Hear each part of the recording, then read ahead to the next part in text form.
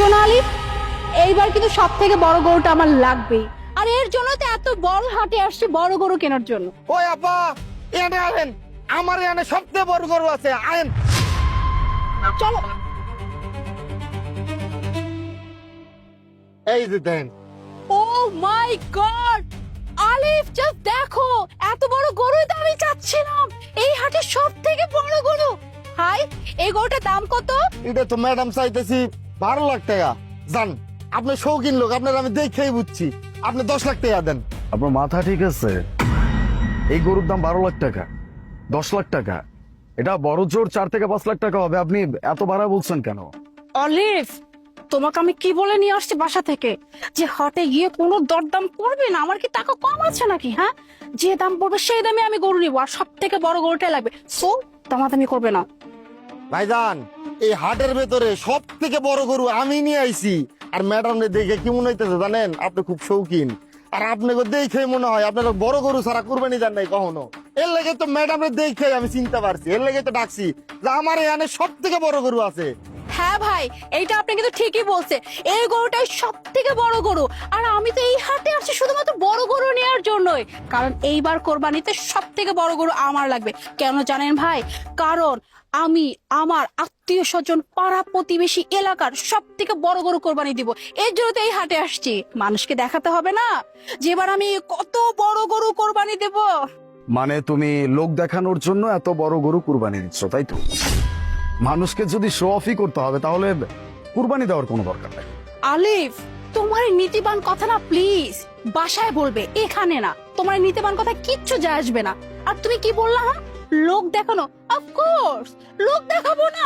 মানুষকে দেখাতে হবে না যে আমাদের কোটি কোটি টাকা আছে। এখন তুমি ভাবো, তোমার এত টাকা থাকা সত্ত্বেও তুমি যদি ছোট একটা গরু কোরবানি দাও, মানুষজন কি বলবে? মানুষজন আমাদেরকে হাসাহাসি করবে না? ওই যে দেখো, আলিফ সাহেব আবার ছোট্ট একটা গরু কোরবানি দিছে। না না, এইটা হওয়া চলবে না। শোনো, এবার আমি ডিসাইড করে নিছি, এবার আমি সব থেকে বড় গরু কিনবো আর সবাইকে দেখাবো যে দেখো এবার আমি কত বড় গরু কোরবানি দিব। এর জন্যই তো এই গরু কিনতে আসছি। আর ম্যাডাম তো ঠিকই কইছে, আপনাকে দেখে মনে হয় আপনারা ভালো বড় লোক। আপনাকে মতো মানুষ যদি দরদাম করে, মানুষ কি করবো কন? আর ম্যাডাম কইলো না, ম্যাডামের একটা সম্মান আছে। আর ম্যাডাম, আপনার গোষ্ঠীর ভেতরে আপনার গরু সব থেকে বড় হইব, আমি কথা দিলাম। আমি না বুঝলাম না আপনি এত বেশি কথা বলছেন কেন? এটা আমাদের পার্সোনাল ম্যাটার, আমরা তো কথা বলছি নাকি?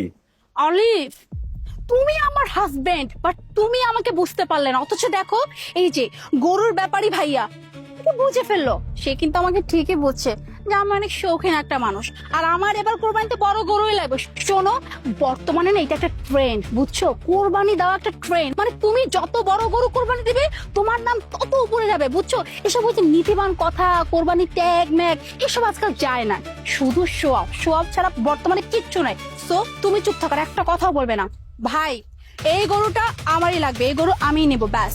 আমি কথা বলছি, এটা 5 লাখ টাকা হইলে আমাদেরকে দিয়ে দেন। ম্যাডাম, আপনাকে মতো মানুষ যদি গরুর দরদাম করে, মান সম্মান ছোট হয়ে যাবো না? মানে মান সম্মান নিচে নামে আসবো না? দেখছো দেখছো, তোমার জন্য এখন আমার কত বড় মান সম্মানটা গেল। হ্যাঁ, বারবার করে বলছিলাম আলিফ, হাটে আসলে কোনো দরদাম করবা না। আমাদের টাকার অভাব নাই। ব্যাংকে কি তোমার টাকার অভাব? হ্যাঁ, কত লাখ টাকা ব্যাগে করে নিয়ে আসছো, তুমি এখন দামাদামি করতেছো? প্লিজ, আর কোনো মান সম্মান আমার খাবে না। আমি এই গরু নিবো মানে নিবো, ব্যাস, আর একটা কথাও না। ভাই, এই গরুটা আমিই নিবো। আই নদীপ, টাকাগুলো দাও তো।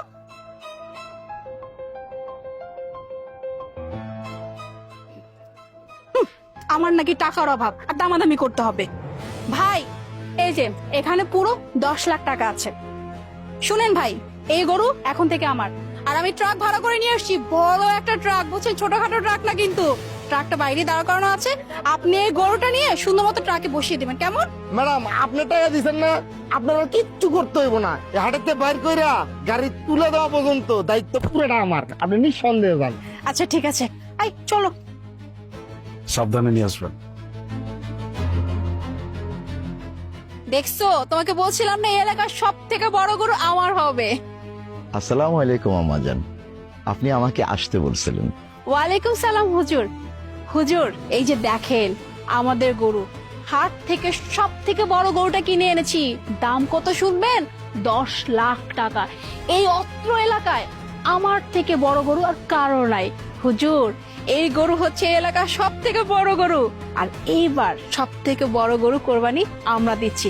আর হুজুর, আপনাকে ডেকে আনার কারণ হচ্ছে আপনি সবার আগে আমার এই গরুটা কোরবানি দিবেন, কেমন?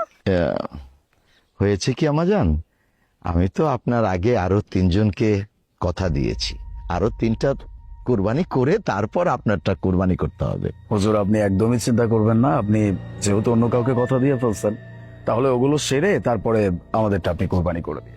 অলিভ, তুমি এত কথা কেন বলো? হ্যাঁ, বলছি না আমার আগে বেশি কথা বলবা না। হাটে গিয়ে করলা দরদাম, বারবার করে বলছি যে কোনো দরদাম করবা না, যত টাকা বলে তত টাকা দিয়ে আমি গরু কিনবো। আবার এখন এখন হুজুরকে বলতেছো সমস্যা নাই, আপনি যখন ইচ্ছে তখন আসবেন। কেন? হ্যাঁ, আমার গরু হচ্ছে সব থেকে বড় গরু, এই এলাকার মধ্যে সব থেকে বড় গরু, আর আমার গরু কোরবানি হবে পরে? একদমই না। হুজুর দেখেন, আমি আপনাকে একটা কথা ক্লিয়ারলি বলে দিচ্ছি, আমি আমার গরু কিনেছি 10 লাখ টাকা দিয়ে। এই অত্র এলাকায় এত দামি গরু আর কারো কাছে নাই। আর আপনি কিনা বলছেন আমার গরু কোরবানি হবে 3টা গরুর পরে? মানে কি হুজুর? আমি এই গরু কোরবানি দিচ্ছি মানুষকে দেখানোর জন্য। মানুষ যখন দেখবে নামাজ শেষ করেছি এত বড় গরু কোরবানি হচ্ছে, বুঝতে পারতেছেন আমার মানটা কত উপরে উঠে যাবে? আর আপনি কিনা আমার মানটা নষ্ট করতে চাচ্ছেন। 3টা গরুর পরে যদি কোরবানি দেন, আমার গরু কি কেউ দেখতে আসবে? এই যে এত টাকা খরচ করলাম কেন? মানুষকে দেখানোর জন্যই তো। দেখেন হুজুর, আমি এত কথা শুনতে চাই না। আপনাকে একটা কথা বলতেছি, আপনি কি বলেন, কাকে না কাকে জন্য কথা দিচ্ছেন, ওসব কথা মতো সব বাদ। আপনাকে আমি অনেক টাকা দেবো, যত টাকা চান তত টাকা দিব।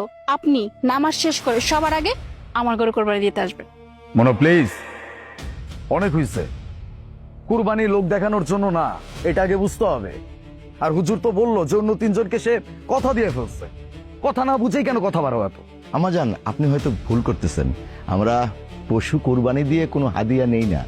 কি বলেন হুজুর? আমি না বুঝলাম না, কেন? আপনাকে তো আমি টাকা দিব, তাই না? আর টাকা দিলে মানুষ সব কাজ করতে পারে, তাহলে আপনি টাকা দিলে কেন আমার গরুটা কোরবানি করবেন না? মামনি, কোরবানি শুধু পশু জবাই করা নয়, কোরবানি হচ্ছে মানুষের ঈমান, ধৈর্য, ত্যাগ, ভালোবাসা এবং আল্লাহর প্রতি আনুগত্য পরীক্ষা দাও। কোরবানি আমাদের শেখায় আল্লাহর সন্তুষ্টর জন্য আমাদের প্রিয় জিনিসটাকেও ত্যাগ করার জন্য সবসময় প্রস্তুত থাকতে হবে। হযরত ইব্রাহিম আলাইহিসসালাম যখন আল্লাহর আদেশ পেলেন, তখন তার প্রিয় জিনিসটা মানে তার সন্তানকেও